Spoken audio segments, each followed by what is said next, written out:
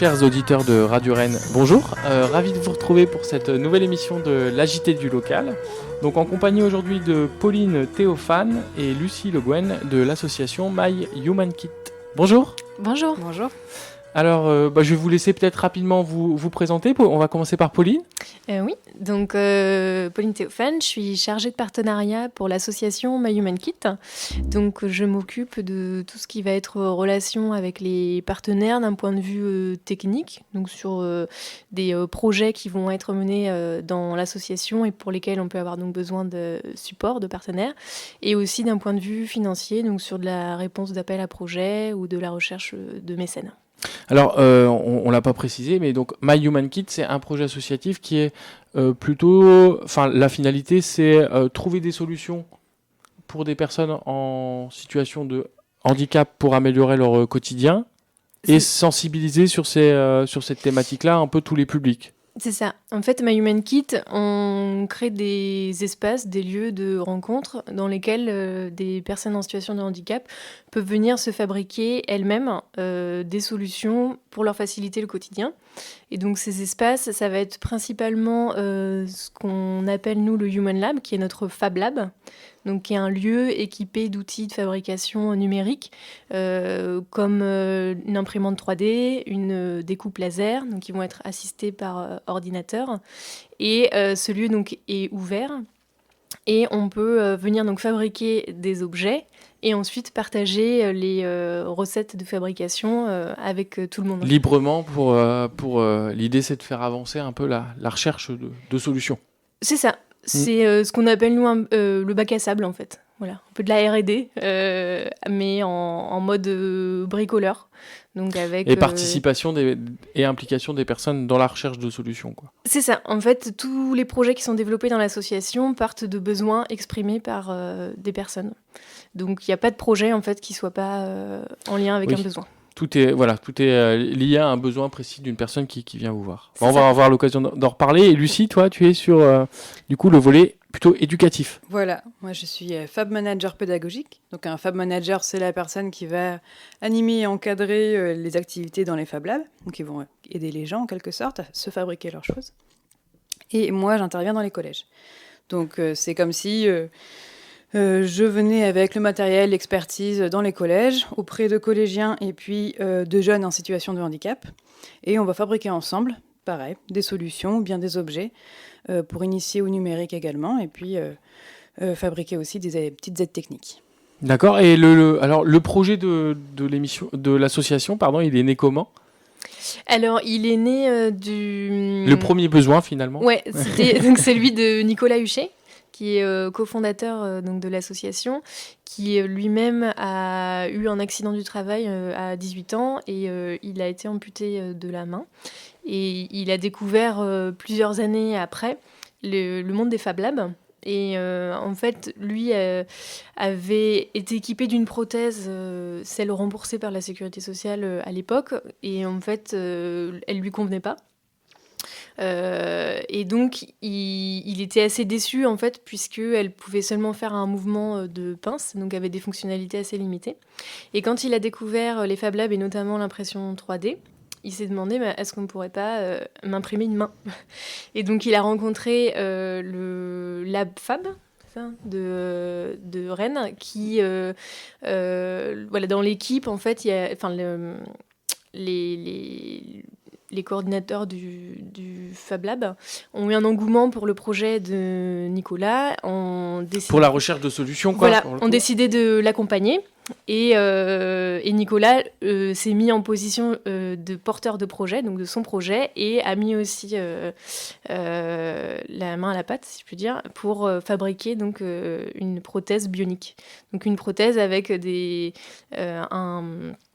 fonctionnalités différentes en fait de celles on va dire que du modèle industriel qu'on donne pour les gens qui ont besoin d'une prothèse et qui est remboursée par la Sécurité sociale. C'est ça, en gros dépasser le simple mouvement de pince, mais avoir des doigts en fait qui bougent de manière individuelle et voilà, c'est comme ça que ça a commencé. Et il y a eu donc un engouement autour de Nicolas qui a reçu aussi beaucoup d'attention médiatique et il s'est retrouvé donc à montrer son handicap et à tester donc différentes prothèses, et ça l'a aidé lui en fait à déjà rencontrer des gens, développer des nouvelles compétences liées à la fabrication numérique, et aussi à mieux accepter son handicap et son accident. Et donc voilà, c'était une belle histoire. Et son entourage lui a dit c'est vrai que c'est super ce qui t'arrive, est-ce que ça pourrait pas être reproduit pour d'autres personnes en fait, et d'autres types de handicaps. Et donc c'est là qu'est née passer l'idée d'une solution pour une personne individuelle à quelque chose de plus collectif, du coup. Du coup, ça pourrait bénéficier à quelqu'un qui a eu un accident, qui a été amputé d'un autre membre, ou alors quelqu'un qui est paraplégique, ou quelqu'un qui est myopathe. Voilà, en fait, tout type de handicap, et que chacun pouvait peut-être participer à la fabrication de sa propre solution. Et par là, en fait, là, l'objet, l'idée, c'est de répondre à un besoin, mais au final, c'était aussi presque un prétexte pour rencontrer des nouvelles personnes, sortir de l'isolement, pour regagner en confiance en soi, en faisant par soi-même, en se montrant qu'on était capable de faire. Oui, être acteur dans la recherche de et se mettre aussi dans une dynamique. En fait, nous, on a quand les personnes viennent donc au Human Lab, on sait que ça a pris, entre guillemets, chez la personne quand en fait elle vient pour un projet, et que quand elle repart, elle en a déjà 10 autres en tête qu'elle a envie de faire. Et donc elle va revenir et être dans une dynamique positive. Et Fab Lab, Fab, en fait, vous pouvez peut-être... parce que on en entend beaucoup parler, mais alors concrètement, ça s'organise comment c'est structuré ? Les Fab Labs, donc c'est un terme qui est normé, donc qui veut dire un espace physique, un lieu ouvert au public, dans lequel on retrouve des outils de fabrication numérique. Donc, ce que je disais tout à l'heure, de l'impression 3D, des coupes laser. On va trouver aussi de quoi faire un petit peu de soudure, d'électronique, des ordinateurs pour pouvoir faire du code, par exemple. Et l'idée, c'est de venir donc, dans ce lieu, fabriquer des objets et partager les recettes de fabrication. Donc c'est plutôt à la base, c'est très lié à de la technique, un lieu avec de la technique, des machines, des outils. Et vraiment la plus-value, c'est que là pour le coup, au-delà de l'outil, il y a vraiment un accompagnement. La spécificité donc du Fab Lab de My Human Kit, qui s'appelle le Human Lab, c'est tous les objets qui sont fabriqués sont en lien avec le handicap. Et du coup, on utilise les termes anglo-saxons, c'est plus facile pour aller chercher de l'argent ou Fab Lab ? Ouais. Alors, même vous, le nom de l'association, c'est en anglais ? Oui, alors là, je pourrais pas parler. Fab Lab, c'est normé par le MIT. D'accord. Donc, c'est vraiment un espace, il y a une charte. Oui. Ah, vous avez c'est un label, quoi. Oui, pour le terme Fab Lab. C'est charté, ça doit être ouvert une fois par semaine, à tout le monde. Tous les projets sortis doivent être en open source. Voilà. Il y a des règles fait à tenir, contrairement à d'autres espaces qui ne sont pas forcément ouverts au public, ce genre de choses. Oui, parce que c'est vrai que c'est Fab Lab, tiers-lieu, c'est des choses dont on entend quand même beaucoup parler. Après, l'opportunité qu'il y a eu aussi, c'est depuis quelques années, il y a eu un développement important de nouvelles machines, de solutions, une amélioration, on va dire, au niveau technique. Déjà, les imprimantes 3D. Oui, c'est quand même assez nouveau, alors, ça commence ça commence à peu... dater. Ah oui, dis donc. Ça va vite, hein. Elles sont plus fiables, peut-être. D'accord. Voilà, on a besoin de moins de maintenance. Par rapport au premier modèle. Oui, c'est ça. D'accord. Parce que dans la charte aussi du MIT, il y a également le matériel aussi requis pour que ce soit labellisé Fab Lab. Donc, ah oui, vous avez une liste de matériel indispensable. C'est ça, la liste de matériel, une imprimante 3D, une découpe laser, une CNC, il y a tout ça qui est... Oui, qui fait partie un peu du cahier des charges, quoi. Ouais. Et le lieu, donc on parlait d'un lieu, donc votre lieu, il est basé à Villejean. Oui, chez Ascoria. D'accord.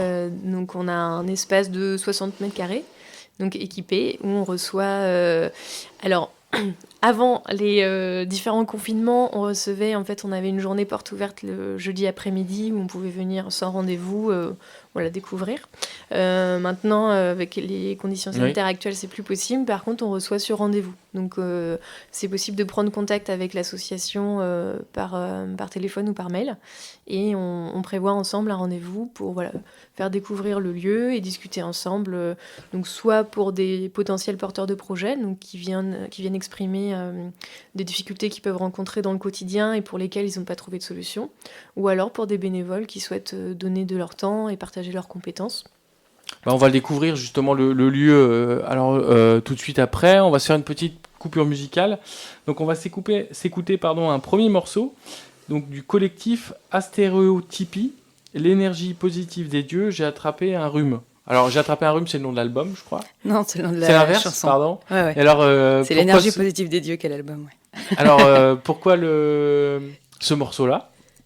Alors, ce morceau, c'est un morceau qui a été qui est écrit et chanté par des jeunes issus d'un institut médico-éducatif, et dont l'éducateur a proposé de mettre en musique. Et donc, c'est 4 jeunes autistes qui sont auteurs, chanteurs et accompagnés de musiciens professionnels, dont les musiciens du groupe Moriarty. Et qui sont situés en Ille-et-Vilaine ? Non, en région parisienne. Bon, c'est bien quand même. Ouais. Bon, à tout de suite. Ce qui me met en colère, c'est quand les gens se moquent de moi. Ce qui me met en colère, c'est quand parfois on me crie dessus pour des choses qui sont vraiment pas importantes. J'en ai marre qu'on me crie dessus pour rien, juste parce que je me décortique le nez. J'en ai marre, c'est nul, c'est dégoûtant, je l'accorde, mais c'est tellement pas important. J'ai insulté personne, je n'ai frappé personne, c'est pas grave. J'en ai marre, mais ils s'en foutent. C'est ça qui me met en colère, c'est ça qui me met en colère, c'est ça qui me met en colère, je n'y comprends rien. C'est ça qui me met en colère, c'est ça qui me met en colère, c'est ça qui me met en colère, c'est ça qui me met en colère, c'est ça qui me met en colère, c'est ça qui me met en colère, c'est ça qui me met en colère, c'est ça qui me met en colère, c'est ça qui me met en colère, c'est ça qui me met en colère, c'est ça qui me met en colère, c'est ça qui me met en colère, c'est ça qui me met en colère, c'est ça qui me met en colère, c'est ça qui me met en colère, c'est ça qui me met en colère.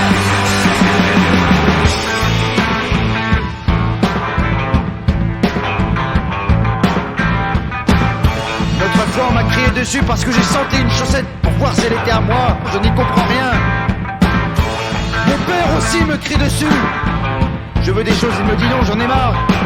J'en ai marre des contraintes, le conditionnement tous les lundis, les échauffements de théâtre, ce sont des contraintes tous les lundis, j'en ai marre. J'aime pas qu'on me dise il faut que tu dormes la nuit. Il faut que ça s'arrête maintenant. Je n'aime pas non plus quand je vais dans un magasin et qu'il est fermé, ça m'énerve. Quand il y a un anniversaire à l'hippopotamus, ils mettent la musique fort. Si je commande des huîtres au restaurant et que le serveur me dit « Désolé monsieur, il n'y en a plus !» Quand les gens se moquent de moi dans les centres commerciaux et qu'ils disent « Ha ha, ha ha !» Regardez, il fait le fou, il s'excite. Ha ha, il secoue des mains. Alors je prends mon portable, je les prends en photo pour me venger, pour les emmerder.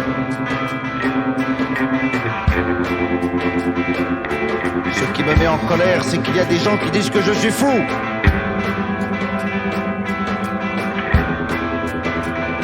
Ce qui me met en colère, c'est qu'il y a des gens qui disent que je suis fou.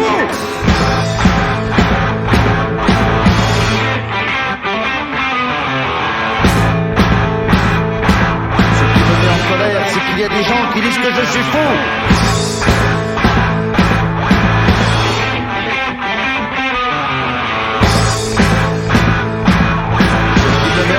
C'est qu'il y a des gens qui disent que je suis fou.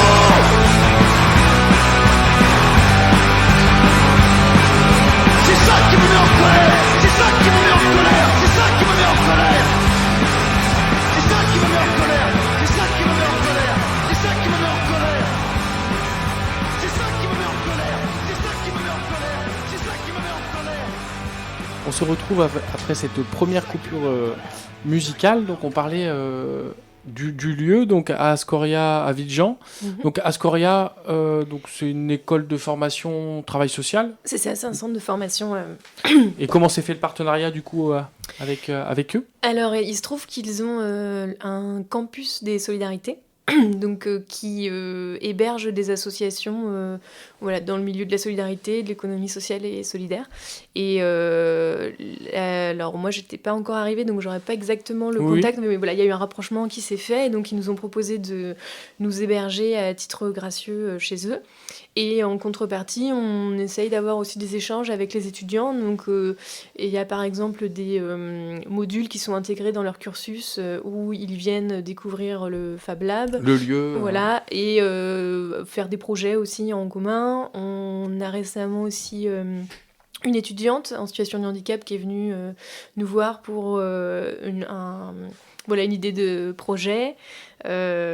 Oui, pour vous, c'est vrai que c'est un terreau qui est assez favorable, du coup, en tout cas en direction des jeunes et des étudiants pour les intéresser à ce que vous faites. Oui. C'est ça, ils découvrent en fait ce lieu ressource, qui peut être une ressource supplémentaire pour eux dans le cadre de leur activité professionnelle par la suite. Et ça nous est aussi arrivé de retrouver des étudiants qui étaient ascoriens en fait, et qui se retrouvent dans des structures avec lesquelles on travaille. Oui, donc ensuite. Ça facilite aussi les partenariats ensuite et les coopérations. Voilà, c'est du bouche à oreille après, ouais. Et du coup, en plus, vous êtes avec d'autres structures dans le campus, vous n'êtes pas... Enfin, il y a d'autres... Alors, je sais pas s'ils sont encore là, mais il y avait l'association Entourage. Je sais pas si ça vous Non, je parle. connais pas. Alors, je suis pas leur ambassadrice, donc je voudrais pas dire des bêtises mais ce qui est non plus, intéressant, c'est que du coup, en tout cas, vous êtes sur un campus et au niveau des locaux, du coup, c'est un seul... vous avez des bureaux et une grande salle ou c'est vraiment un espace ouvert? Non, c'est vraiment un espace ouvert où on a à la fois l'espace de fabrication et de travail. Après, on s'arrange aussi avec Ascoria pour avoir à disposition, en fonction des besoins, différentes salles, des salles de cours ou des bureaux qui peuvent être... qui sont adaptés pour un peu votre activité, quoi. C'est ça, si on a des rendez-vous avec des partenaires, alors qu'il y a un moment de fabrication dans le lab où on peut avoir... c'est la ventilation de la découpe laser qui va faire un bruit d'enfer. Voilà. Oui, c'est bruyant. Je me rends pas trop compte par rapport aux machines. Une ventilation, c'est souvent... Oui, mais du coup, il y a... Ça peut être assez bruyant, ouais. La ventilation, c'est lié à la poussière que vous faites ou... Oui, voilà, à la soufflerie de la machine, à la découpe, je suis jamais allé dans un Fab Lab, mais les machines, c'est des grosses machines. Ouais, ça va, c'est pas... Il y a plus gros. Ouais, non, mais la nôtre, elle est pas si... les découpes laser, c'est souvent assez gros par rapport à une imprimante 3D quand même. Ça prend beaucoup plus de place, c'est beaucoup plus lourd. Mais c'est... Ça fait quoi, 1 mètre sur 80 cm? Ouais, ça vous laisse de la... Vous pouvez quand même circuler, quoi. Ça prend toute la place. Non, mais non, on arrive à circuler. De toute façon, il faut, parce que on accueille on accueille du public qui peut être en fauteuil roulant manuel, en fauteuil roulant électrique, qui peut être assez encombrant aussi. Donc, il faut que tout le monde puisse circuler et que ce soit accessible pour tout le monde. Donc, et là, vous êtes assez... vous avez des gros projets là en cours, justement, sur ces... en direction des publics que vous faites en partenariat avec les publics? Alors, les projets qu'on a... Vous êtes bien identifiés maintenant? Oui, ça marche pas mal sur alors, beaucoup du bouche à oreille. Souvent, on a... par exemple, on a un de nos collègues qui fait du tennis fauteuil à Cesson et qui a parlé avec les autres joueurs du Fab Lab. Et donc, on en a un premier qui est arrivé, et puis il en parle avec un autre, puis un deuxième et un troisième. Donc, ça fonctionne un peu par communauté. Il y en a un qui vient tester le lab et puis qui ramène des copains après. Ouais, et du coup, ça en plus derrière, en fonction de vos réalisations, vous échangez un peu avec plein d'autres... Ouais, en fait, les projets qui sont développés au sein du Human Lab, ils évoluent en fonction des gens qui le fréquentent. Donc, au début, c'était beaucoup autour de la main avec Nicolas. Oui. Et puis, on s'intéressait aussi, voilà, l'amputation d'autres membres ou sur des personnes malvoyantes. Et puis après, on avait un peu moins de porteurs de projets. Donc, on a eu des projets... Mais après, vous échangez au niveau mondial, enfin, avec d'autres... Oui, Au fur et à mesure, ça s'enrichit. Il y a alors déjà, tous les projets, en fait, avant de démarrer, il y a un petit état de l'art qui est réalisé. Donc, on va aller regarder tout ce qui se fait aussi ailleurs, en France et à l'étranger. Et ensuite, une des vocations aussi de l'association, c'est d'essaimer le concept, les solutions et le concept, ouais. Alors, les solutions et aussi les lieux, en fait, d'accueil. D'accord. Parce qu'il n'y en avait pas forcément beaucoup en France sur cette thématique handicap. Alors, non, l'association, elle a été pionnière là-dessus. En France, oui. Ouais, sur donc un lieu qui soit ouvert à tout type de public. Parce qu'en fait, il y a des lieux qui existent dans les centres de rééducation, par exemple, où on va retrouver des outils de fabrication numérique et notamment les imprimantes 3D, mais c'est réservé seulement, en fait, aux patients du centre de rééducation. Alors que là, on oui, est vous, c'est que c'est ouvert à tout le monde. Voilà. Donc, ça peut être des gens qui viennent d'avoir un accident qui sortent de centre de rééducation, comme des gens qui... Voilà, des seniors qui vont développer des handicaps avec l'âge ou... oui, c'est vraiment tout type de public, c'est la grosse différence. Mais du coup, vous, sur certains projets, par exemple sur le projet de la main, le projet un peu d'origine, vous avez échangé avec d'autres labs en France ou... Ouais, Nicolas, il est allé en Allemagne, par exemple. Il est allé aussi aux États-Unis, au Japon, parce qu'au Japon, il y a aussi un créateur d'une main open source. Donc partagé librement. Donc il est allé aussi tester. Donc oui, il a pas mal voyagé pour aller prendre des idées un petit peu à droite à gauche et pour aussi présenter lui le projet. Son projet, ouais. Et du coup, vous donnez des cours d'anglais pour que les personnes puissent être mobiles. C'est Parce que un mais sujet. c'est vrai que ça hein. peut être un frein quand même. Ouais, moi les élèves, forcément, en plus eux ils sont pas du tout. Souvent ils aiment pas trop aller chercher en anglais. Mais du coup, je leur dis, voilà, il y a tel outil, vous cherchez les mots-clés, et comme ça, vous allez trouver des solutions. Et oui, effectivement. Mais c'est vrai que ça peut représenter un peu une barrière, pour certaines personnes, en fait. La langue, ouais. Après, nous, la documentation, elle est principalement faite en français quand même. Et ensuite, à l'occasion, quand on a des contacts, par exemple, avec le CFTTR à Rennes, qui est un cursus de formation sur la traduction, interprétation et documentation technique. D'accord. On peut être amené à leur demander, par exemple, de faire des traductions de certains projets quand on a des documentations qui sont... Ah oui, vous avez un lieu, il y a sur Rennes une ressource qui permet justement la traduction. On travaille pas mal avec eux. D'accord. Voilà. Et... Parce que vous, du coup, pour la recherche de financement, j'imagine que c'est beaucoup aussi sur des fonds européens ou... Alors, pas forcément pour le moment, non. Non, c'est... Pour le moment, le modèle économique que vous avez, il est basé sur du financement plutôt public national ? Non, plutôt privé. Historiquement, en fait, l'association, elle a été financée plutôt par du mécénat, fondations d'entreprises, fondations privées ou entreprises directement. Mais en France, des fondations françaises. Alors, au début, non, Google. D'accord. Et ensuite, actuellement, on a en mécène le Ariane Group, le groupe IRSEM, et la Fondation Bruno et la Fondation de France. Donc, c'est les... Voilà. Fondation de France, c'est vrai que c'est historiquement... pour le mécénat et les fondations, pour les associations, c'est vrai que ils ont beaucoup de programmes, ils sont assez connus. Après, c'est vrai que Google, les contreparties, c'est assez désintéressé. Alors, c'était le premier financement et c'était vraiment sur le projet de Nicolas autour de la main. Donc, c'était le Google Impact Challenge. Et ça a vraiment donné un fond d'amorçage, en fait, pour l'association. Remarque, ça a du sens aussi par rapport au secteur d'activité dans lequel là, clairement, c'était par rapport au numérique. Mais voilà, ça a été le fond de lancement. Après, on n'a pas gardé de lien forcément. Non, pas forcément de contact. Et ensuite, on échange. Là, en fait, l'idée, c'est aussi de nous rapprocher un petit peu plus des acteurs locaux, des collectivités. Donc, par exemple, la semaine dernière, on organisait à l'Hôtel Pasteur un hackathon. Donc pendant 2 jours. C'est comme le Téléthon, mais c'est ça. Alors c'est comme le marathon. Okay. Ouais, c'est plutôt hacker et donc hacker plutôt sur en lien avec les hackers et le terme numérique. Voilà, c'est ça. En gros, l'idée c'est que sur un temps donné court, on va faire ce qu'on appelle donc prototyper, donc réaliser des premières versions d'objets et toujours autour du handicap et donc de porteurs de projets. Sur une thématique peut-être plus précise. Voilà. Donc la semaine dernière, c'était autour de la déficience visuelle. Donc on avait 2 porteurs de projets, enfin même plusieurs, qui étaient aveugles ou malvoyants.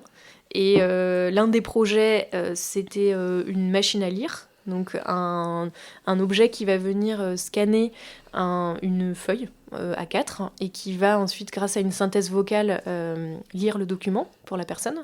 Et on avait un autre projet qui était la création d'un jeu de cible au sol, un peu comme le Gabaki, dont on a parlé il n'y a pas très longtemps, qui est breton, un jeu de cible au sol, un peu un mélange de jeu de fléchettes et de jeu de palais. D'accord. Ah oui, ça doit intéresser. Ouais.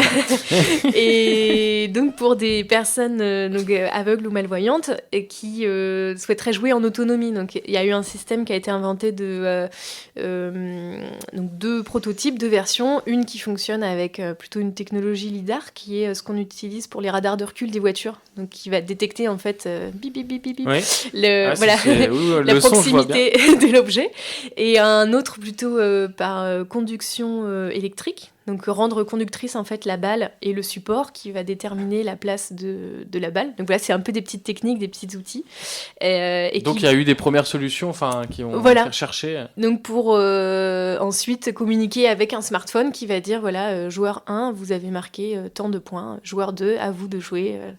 Et donc voilà, que les personnes puissent jouer en autonomie. Donc pour cet événement, on a essayé d'avoir un peu plus de visibilité sur le territoire. Et donc plusieurs élus sont venus voir ce qu'on faisait, et aussi Madame la maire. D'accord, oui, mais c'est bien, parce qu'effectivement, c'est une ressource. Enfin, l'idée, c'est de positionner aussi la ressource, la recherche de solutions et... C'est ça. Et l'utilité sociale du projet pour les habitants qui en ont besoin. Du territoire, ouais. Alors, on va se faire une deuxième coupure musicale. Alors, on va s'écouter Brut Pop, l'italienne à Hawaï. Oui. Ah, c'est encore une blague de Lucie, c'est ça? C'est une blague. C'est pas une blague, hein. C'est des super projets. Donc, ouais, oui. Brut Pop, ça a été fabriqué avec une Brut Box. Donc ça, c'est pareil, c'est une Brut Box, c'est fabriqué en open source. C'est une interface MIDI. Donc, qui est fait pour être plein de boutons adaptés au corps de chacun, finalement, vu que c'est un projet dédié au handicap. Et après, qui commande un ordinateur avec un logiciel de montage de son. Audio. D'accord. Ouais, c'est ça.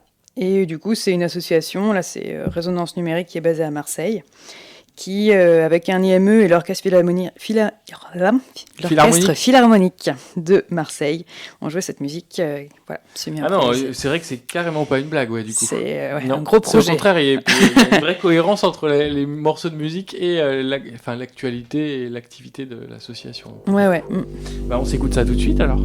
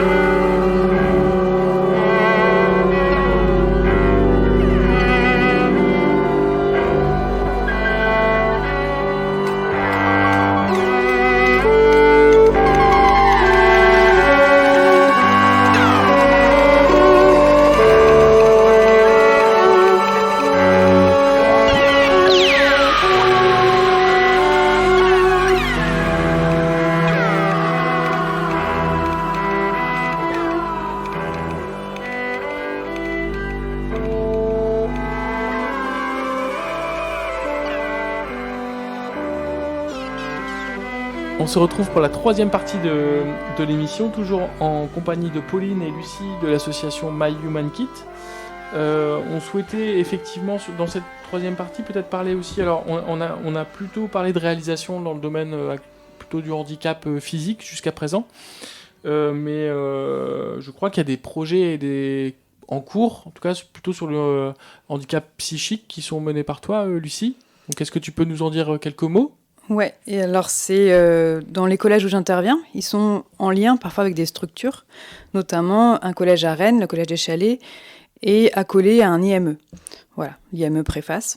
Et donc forcément, on va essayer de faire des projets ensemble, mêlant des collégiens et des jeunes autistes, pour soit la fabrication, l'initiation au numérique, la fabrication d'objets, pas forcément en lien avec des aides techniques, mais ça peut être aussi des aides techniques. Donc on a fabriqué par exemple une sorte de petit piano tactile pour un des jeunes qui lui permet d'écouter les sons favoris. Voilà, parce que lui, il adore certains sons, et comme la tondeuse à gazon, le bruit de l'eau qui coule, un avion qui s'envole, voilà, tous ces genres de choses. Et pour lui, ça fonctionne comme un renforçateur, voilà, c'est un terme qui est utilisé, et qui permet du coup de le conforter dans certaines actions qu'il a menées. Voilà. Et du coup, ça vous permet aussi, pour le territoire, là, vous n'êtes pas que sur Rennes, mais vous allez en dehors de Rennes. Vous travaillez aussi avec alors on travaille... des instituts médico-éducatifs, là, plutôt à la campagne. Ouais, alors on travaille aussi avec un institut... À Poligné, moi j'avais vu. Ah oui, Poligné, ouais, alors ça c'est vraiment dans... c'est pas sur mon poste ?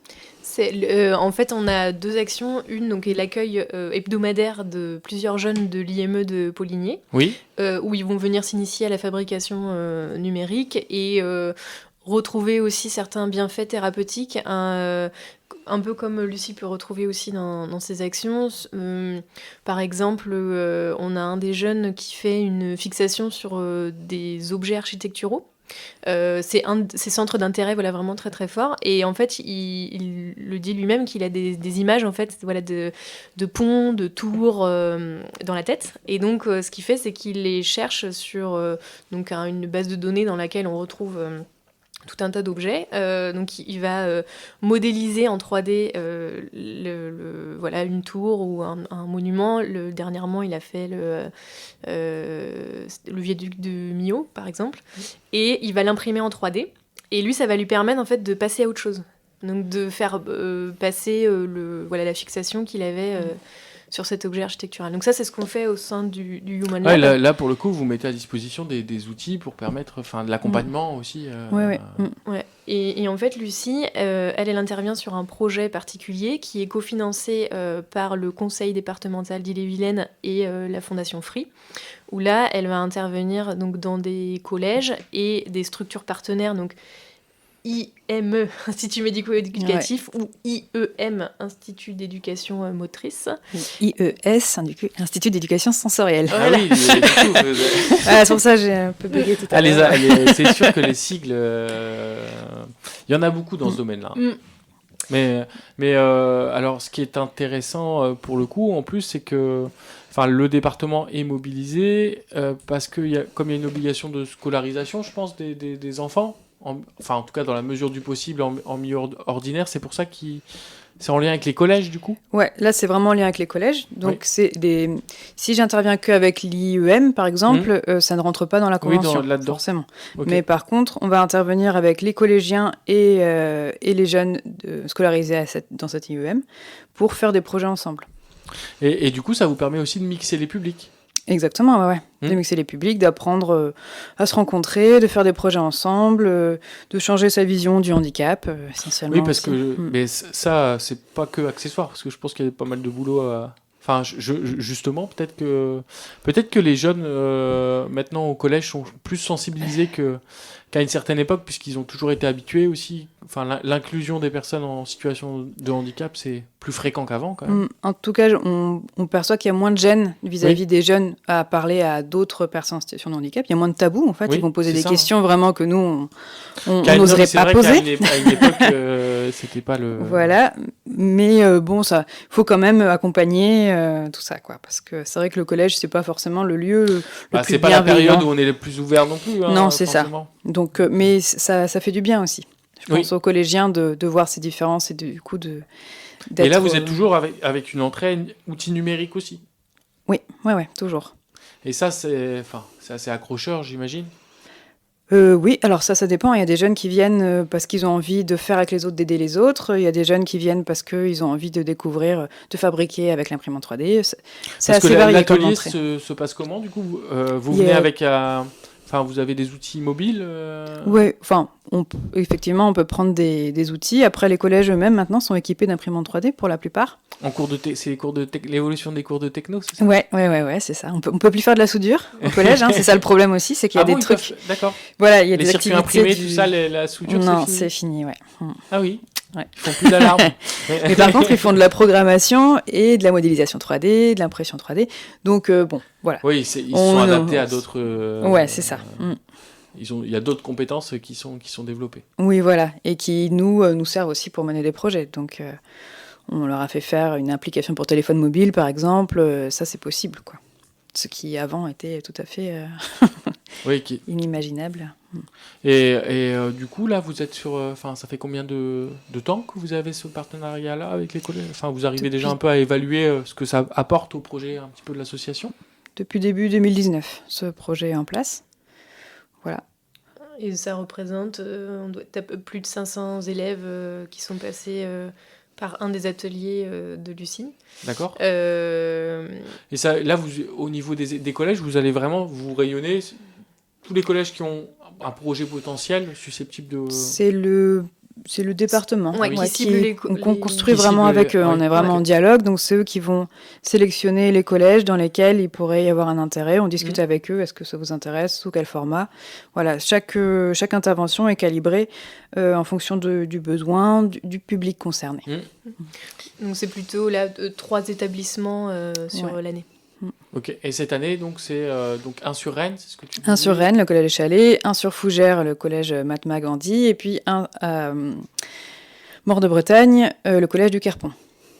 Par contre, ce qui est peut-être le côté un peu dommage quand on travaille avec les collèges, c'est qu'il n'y a pas de lien avec les familles. Il n'y a pas de lien avec les familles, forcément, ensuite, pour présenter les réalisations. C'est les élèves qui le font eux-mêmes ou pas du tout, quoi. C'est vrai que dans les collèges, c'est compliqué, le lien avec les familles. Par contre, dans les IEM, les IME, oui, c'est plus facile. Là, les éducateurs ont forcément essayé de relayer à la famille. C'est pas toujours facile, mais en tout cas, il y a cette ouverture plus importante. Ouais. Ok. Et sur on va dire l'activité socle de l'association, l'origine un peu des personnes, c'est vraiment bassin rennais ou vous avez un peu de... Principalement, autour de Rennes, Rennes et Rennes Métropole. Et après, on a aussi des sollicitations régulièrement de toute la France. Ce qui fait que ça fait le lien aussi avec notre envie d'essaimer et d'avoir d'autres lieux ressources comme le Human Lab ailleurs en France pour aussi pouvoir rediriger. Et là, vous êtes en négociation avec des partenaires, du coup pour le Human Lab? Oui. Alors, en fait, souvent, c'est...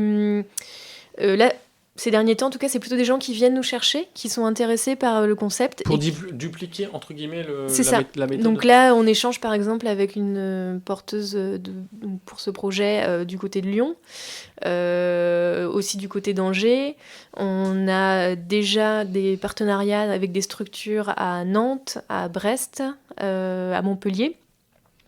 Et voilà. Oui, donc il y a une communauté qui est en train de se mettre en place pour échanger, quoi. C'est ça, pour essayer de reproduire et en même temps avoir ses spécificités.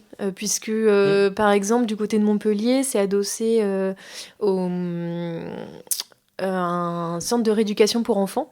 Donc voilà, ils vont avoir une sensibilité plus importante sur toutes les aides techniques, donc les objets qui vont faciliter le quotidien des parents ou des enfants. Il y a des associations qui se montent de toutes pièces, aussi sans structure à côté. Par exemple, c'est le cas en ce moment à Laval, où il y a une association qui se crée spécifiquement pour porter le Human Lab.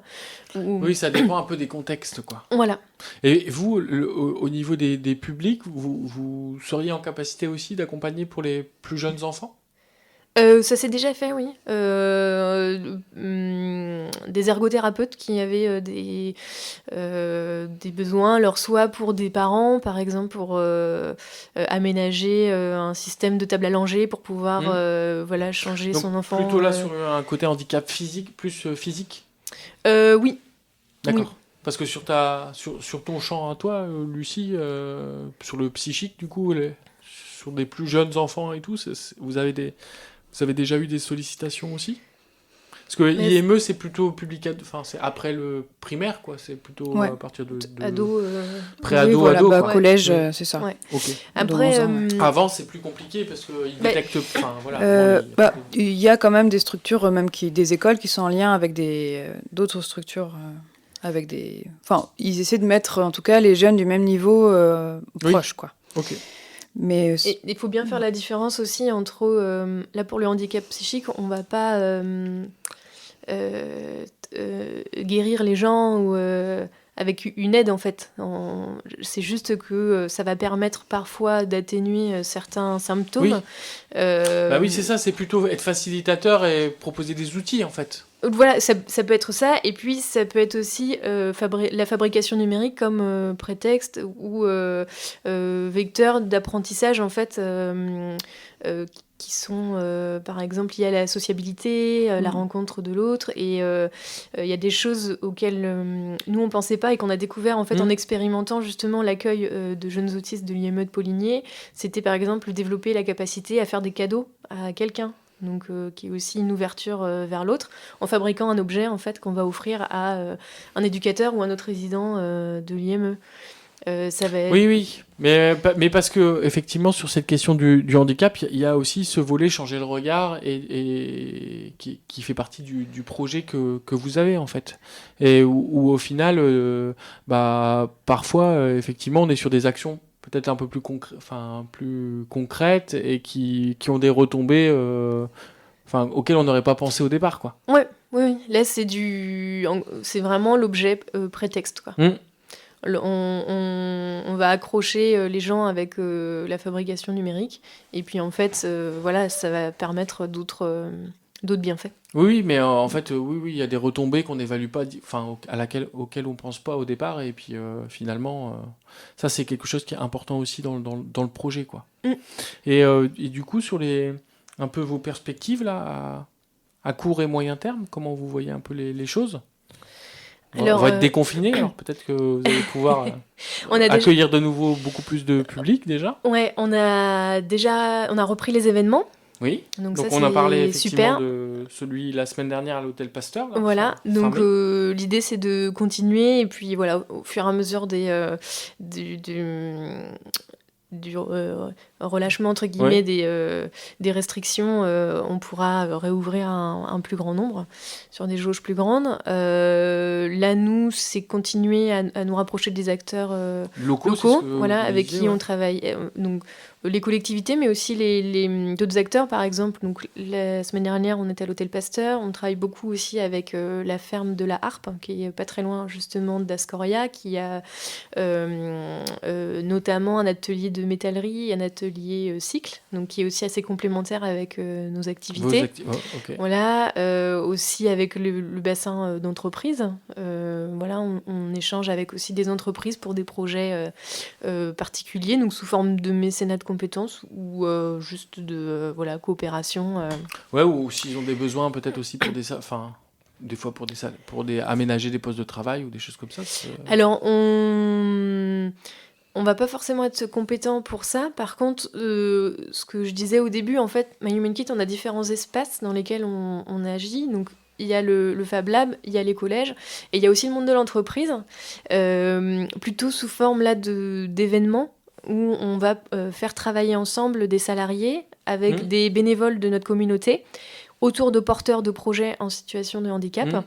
Pour, Et, pour les faire avancer dans la... Ouais, alors là, voilà, ça peut leur permettre, eux, de voir les choses un petit peu différemment, donc de voir le handicap aussi comme une source de créativité autour d'un Oui. projet technique, et puis d'échanger aussi sur des méthodes de travail liées plutôt donc là, au Fab Lab et au monde des makers. Donc les makers, voilà, ceux qui bricolent, ceux qui font eux-mêmes, qui sont des méthodes voilà, où on d'essais-erreurs et de réalisation assez rapide en fait pour tester très rapidement voilà, est-ce que ça marche avec la personne concernée.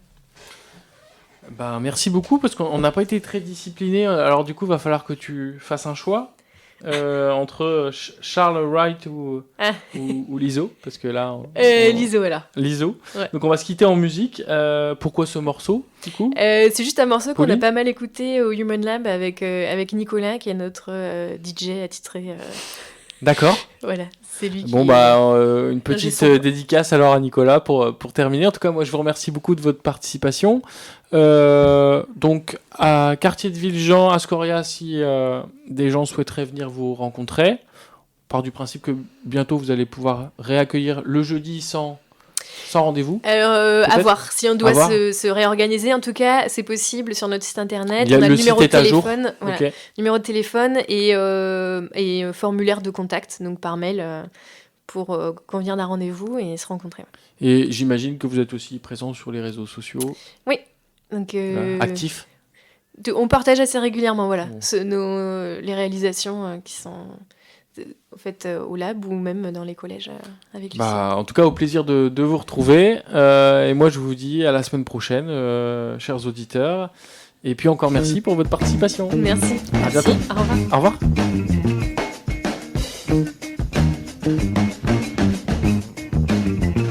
Express yourself. Express yourself. You don't never need help from nobody else. All you got to do now, express yourself. Whatever you do, do it good. Whatever you do, Lord, Lord. Do it good. Oh yeah. It's not what you look like when you're doing what you're doing. It's what you're doing when you're doing what you look like you're doing. Express yourself. Express yourself. They're doing it on the moon, y'all. In the jungle too.